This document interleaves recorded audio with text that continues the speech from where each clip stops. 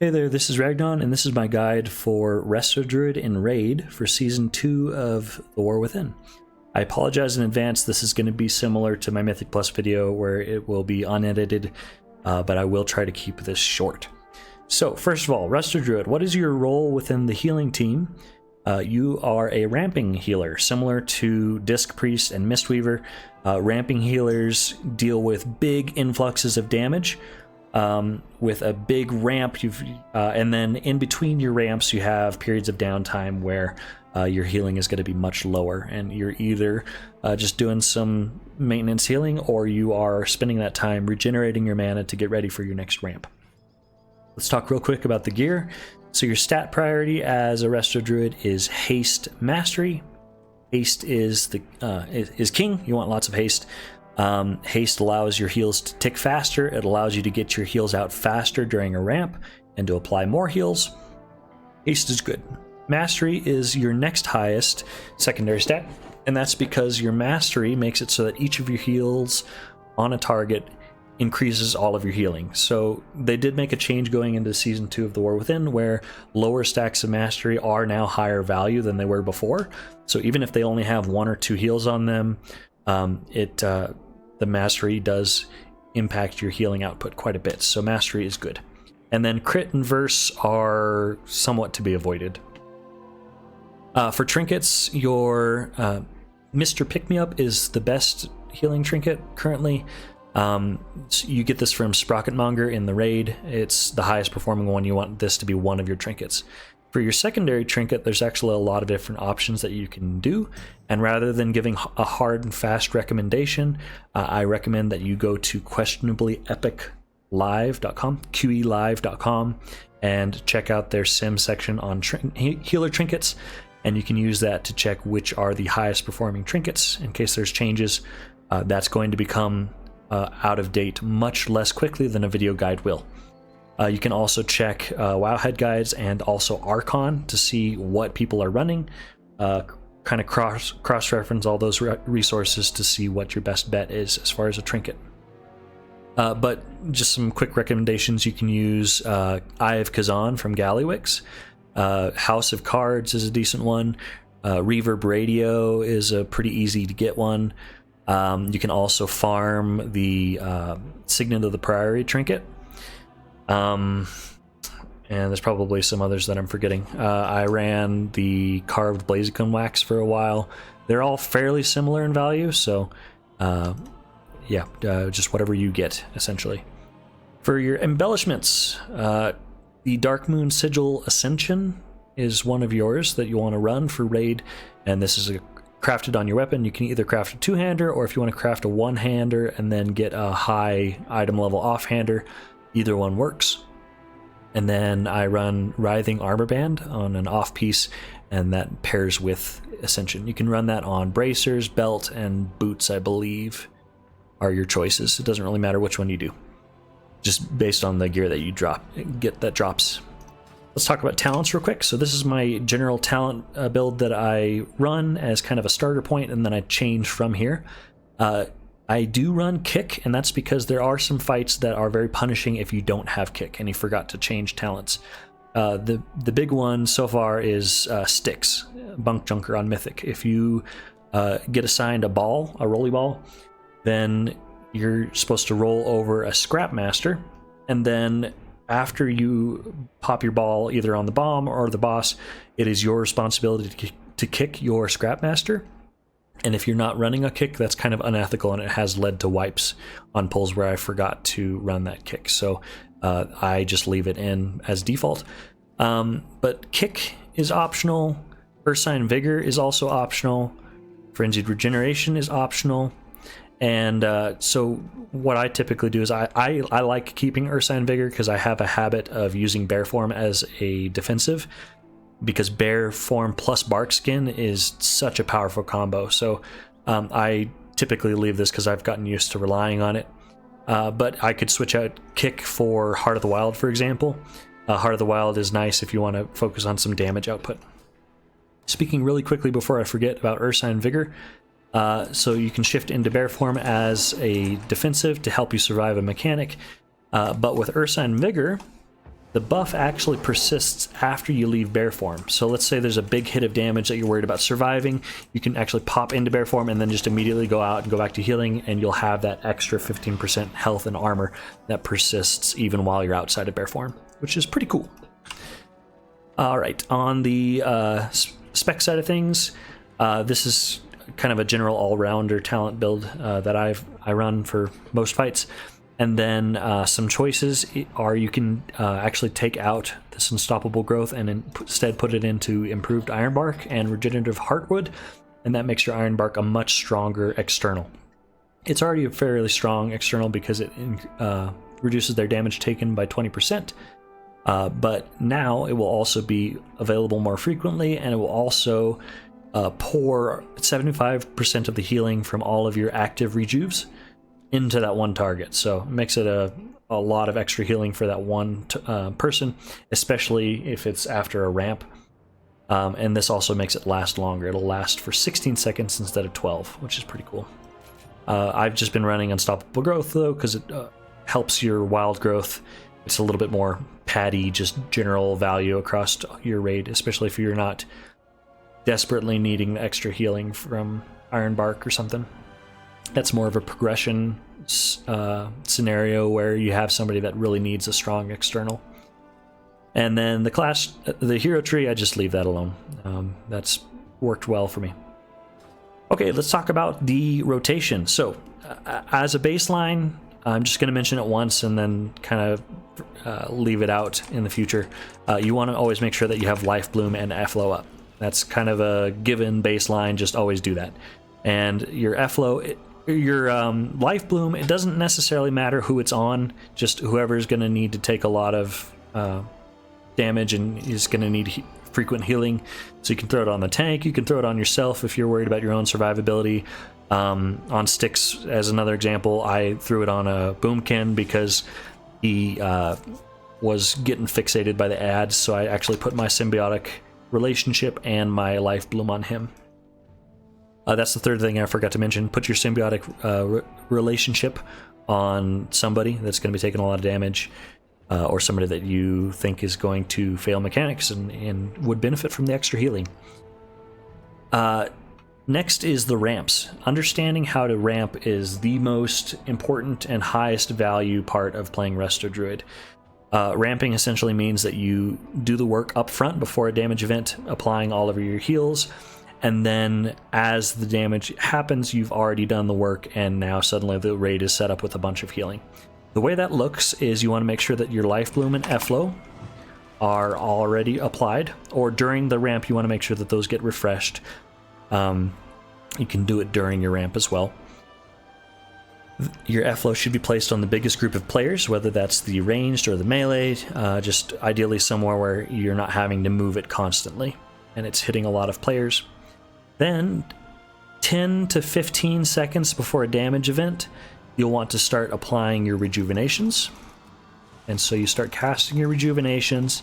Then about 5 seconds before the damage hits, you want to work in your treants in between your casts. So I just start spamming my treant button.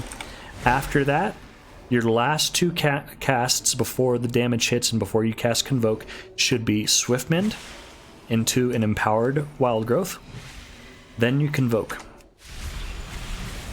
Now you can see I got a Flourish proc there. So while I'm convoking, I keep my eyes right here on my UI to see if I got a Flourish proc. This is Luxthos's weak aura, by the way. I watch to see if I got a Flourish proc. If you did get a Flourish proc, then you need to wait until it's done to actually hard cast your real Flourish, so that you don't overlap and waste that proc. So if you did get a Flourish proc, what you can do is spend that time in between to refresh your Life Bloom, or you can cast a couple extra rejuves or regrowths or something. Or if you desynced and your wild growth was not ready before you cast Convoke, you can actually cast it after, in between your Convoke and your Flourish. It's lower value because ideally you want to have your wild growth on the raid before you cast Convoke. That way if you proc a Flourish, it will affect that wild growth. But you definitely want it to be on cooldown before you cast your flourish. So even if you had to like convoke like this and I didn't get a proc, then I would go ahead and do my wild growth and then I would flourish. So if you did not get a proc on flourish, you'd just go ahead and cast flourish immediately after convoke. If you did get a proc, then you can spend that time in between, like refreshing your life bloom or something like that, and then cast your flourish. That's your ramp. Flourish is the end of your ramp. After that, you enter the abundance window. Abundance is a talent that makes it so that for each rejuvenation that you have, your regrowth is now going to be cheaper, and it's also going to have a higher crit chance. So after your ramp, you should have 12 stacks of abundance, which is the maximum, and that will make your rejuvenation, or your regrowths, excuse me. Sorry, there's a lot of R names for Druid. Your regrowth will have a 96% mana cost reduction, making it essentially free, and it's also going to have higher value because it has a higher crit chance. So after you finish your ramp, then you're watching your abundance stacks, which looks like this on my oh, sorry, wrong one. It looks like this on my UI. And so anywhere between 8 to 12 is usually my benchmark. 8 to 12 stacks of abundance, you want to be casting regrowth. It's better than regenerating mana, it's providing extra healing. You want to be casting as many regrowths as possible during that window. When you drop below 8 stacks of abundance, that's kind of my mental benchmark, then it's time to either focus on regenerating mana or start padding with applying extra rejuvenations and stuff. Anytime there's healing that needs to be done, even outside of your ramp, you want... Yes? Okay. I'm recording a video right now, so... Here you go. As my daughter woke up from a nap. In between your ramps, you want to be using your Swift Mend into your Wild Growth anytime there's any healing that needs to be done. It's a high value, smart heal. If you're not worried about your mana, you can just blanket with rejuvenations, ideally applying them to somebody who does not have a rejuvenation, and never applying it to somebody that has both rejuvenation and germination. If you apply another, there's zero value. You don't want to apply it to anybody that has 2 stacks. Now, if you need to regenerate your mana in between ramps, that would be after your abundance stacks fall off. So after you have less than 8 abundance stacks, what you'd spend that time doing is just spamming Wrath. And then Moonfire and Star Surge are just for the extra damage value, but Wrath is the big one that's going to give you your mana back. And you can actually regenerate large amounts of mana in between your ramps, which is a fun part of Resto Druid. Now, deciding whether you need to regenerate that mana or not, that comes down to experience and practice. It's fight dependent. It depends on the length of the fight. It depends if you're under healing the fight or you're over healing the fight. Lots of variables. So it kind of just takes some practice to get a feel for whether you need to regenerate mana. But a good benchmark is to look at the boss's health. If your mana is equal to the boss's health, you're probably fine. Now, if the boss is at like 50% health and you're at 20% mana, then you need to spend some time regenerating some mana. Otherwise, you're gonna run out. What you don't want is to be empty on mana going into a ramp. That means you messed up, because that's very bad. All right, let's look at some examples real quick. So this is our Sprocket Monger kill that I'm going to use as an example here. So leading into the pull, I start blanketing rejuvenations and stuff because my first ramp is 12 seconds into the fight. So I go ahead and innervate in about, I don't know, 5 seconds or so before the pull timer. I'm already applying rejuves just to get as many out as possible. Any longer than that is not really worthwhile because your rejuves only last for 17 seconds. So if they're going to expire by the time you actually hit your Convoke and Flourish, then you're just wasting mana. So here, 10 seconds before, I'm now ramping, applying my rejuves. 5 seconds before, this is where I start mixing the treants in between my cast. I've also looked and made sure, leading up to this, that my Efflow and my Life Bloom are refreshed so that they're not falling off as I finish my ramp. So here, 5 seconds before, I'm now casting my treants in between my rejuves. And then after that, my next two casts are Swiftmend and Wild Growth. Swiftmend, Wild Growth, and now that times out so that it is now time to Convoke. So you'll notice I do have this proc here that I forgot to mention what it is. This is something called Power of the Archdruid. After you cast Wild Growth, it has a chance to make your next Rejuve or Regrowth apply to 2 extra targets. So outside of your ramp, you want to be watching for that, because that means that you can utilize that to apply more hots. It will just kind of naturally apply itself, so it's not the end of the world if you don't notice it, and it's really not a big deal right here before ramp, right before Convoke, because as soon as I push Convoke, I'm gonna be pushing at least one of those casts is going to be a Rejuve or Regrowth, if not many. So it's gonna get consumed, so you don't have to worry about it. So here I Convoke. I feel like the quality's bad. Oh well. So here I'm Convoking, making sure that I do not cancel it. And then during that Convoke, I'm watching, did I get a Flourish proc? No. If I did, then I would now be spending the time while that's ticking down. I would be reapplying my Life Bloom. I would be casting some extra Rejuves or Regrowths. If I missed my Wild Growth, I would go ahead and cast that. But I did not get a proc, so now I'm going to go ahead and just push Flourish. Now the ramp is done. The next thing is to the Abundance window. So I'm going to cast as many Regrowths as I can during this time. I do have to move in a second to bait drills. And I think in this kill I actually did get a drill set. So I did get a drill, so I'm dropping these here on the outside. I can't really cast many more Regrowths. I want to be using Swiftmend and Wild Growth on cooldown anytime there's any healing that needs to be done. So here I go ahead and Wild Growth. I'm casting more Regrowths leading into this Tranquility window because I still have high stacks of Abundance. And then right here as Tranquility, it's time to be cast, I would see, is my Wild Growth on cooldown? Yes, I'm good. Am I going to overcap on Treant charges? No, so I don't need to cast one right now. I'm good.